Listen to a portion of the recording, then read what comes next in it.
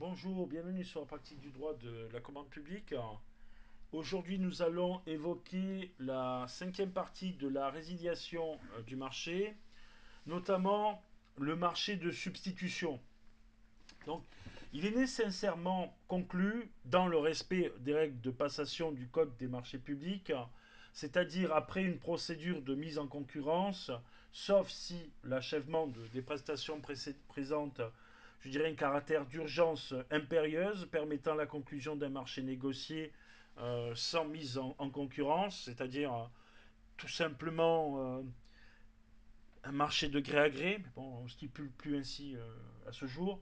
Le titulaire défaillant ne peut pas prendre part ni directement en se portant candidat, ni indirectement en étant par exemple sous-traitant à l'exécution du marché de substitution.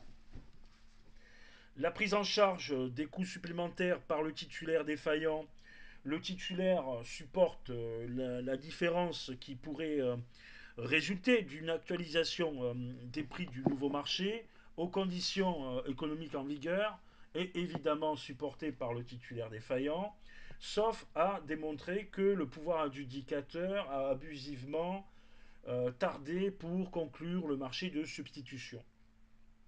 Donc le calcul est donc simple à mettre en œuvre. Si par exemple le marché initial résilié aux frais et risques est un délai global forfaitaire de 800 000 euros et que le marché de substitution a été conclu par le pouvoir adjudicateur à un montant de 950 000 euros, le titulaire défaillant sera débiteur d'une somme de 150 000 euros pour les marchés à prix unitaire. C'est je dirais, la différence pour chacun des prix qui est pris en compte. Hein. Voilà. Donc, dans ce calcul, doivent être prises en compte les prestations réalisées par le titulaire défaillant et non réglées par le pouvoir adjudicateur. Ainsi, le titulaire a réalisé 25 000 euros de prestations avant la décision de résiliation que cette somme ne lui a pas encore été réglée. Donc, il ne sera plus débiteur de 150 000 moins 25 000, donc 125 000. L'ensemble des flux financiers générés par l'exécution du marché doit être intégré dans le calcul des surcoûts que doit supporter le titulaire défaillant. Donc pour les marchés travaux, ces éléments de liquidation sont intégrés dans le décompte de résiliation qui n'est établi qu'après le règlement définitif du marché, donc de substitution. Le titulaire ne peut pas obtenir ce décompte général, plutôt même pour être réglé pour les prestations qu'il a déjà exécutées. Donc si ce décompte est négatif, le pouvoir adjudicateur émettra, je dirais, un titre de recette pour percevoir des sommes correspondantes. Évidemment, le titre devra préciser les bases de calcul des sommes réclamées, c'est-à-dire expliciter la différence entre deux montants de marché ainsi que les autres sommes précises ou prises en compte des prestations admises, retenues, de garantie, avance, etc. Donc, à noter que les CCAG travaux prévoient la mobilisation des sûretés constituées par le titulaire. Donc, en remplacement de la retenue de garantie pour rembourser le pouvoir adjudicateur. Donc, ce dernier pourra toujours se tourner vers le titulaire si les sûretés ne sont pas suffisantes. Donc, la simple mise en régie aux frais et risques des marchés de travaux est un nouvel élément que nous allons évoquer. Donc face aux défaillances du titulaire après la mise en demeure, restée sans effet, l'article 48.2 du CCAG Travaux propose une alternative. Le pouvoir adjudicateur peut soit résilier le marché aux frais et risques, soit décider de substituer lui-même aux titulaires pour poursuivre la, la réalisation des travaux. Donc il s'agit alors d'une mise en régie dont le titulaire supportera les coûts et conséquences.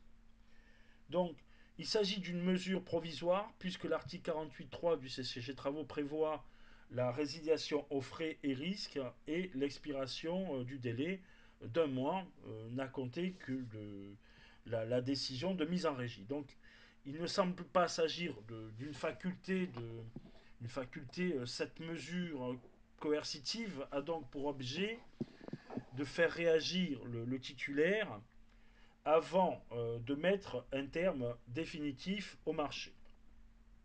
Donc elles peuvent être, selon les situations, un moyen de pression efficace, mais elles supposent que le pouvoir adjudicateur utilise les moyens humains et matériels du titulaire pour la poursuite des travaux. Donc il doit donc être en mesure de faire de plus, au même titre que la résiliation au tort, les conditions de mise en œuvre doivent être scrupuleusement respectées, au risque sinon de ne pouvoir faire peser sur le titulaire défaillant les surcoûts générés par la régie. Donc, ce qui nous amène à traiter l'indemnisation. Bon, la résiliation prononcée au tort n'ouvre jamais droit à une indemnisation du titulaire. Donc, par contre, s'il estime n'avoir commis aucune faute justifiant cette sanction, il pourra toujours rechercher à être indemnisé ou demander au juge le maintien du marché par annulation de la décision de résiliation. Donc, ce qui nous amène à évoquer la résiliation imposée au pouvoir adjudicateur en raison de son comportement. Donc, il est des cas prévus au CCAG qui permettent au titulaire de forcer le pouvoir adjudicateur à prendre une décision de résiliation.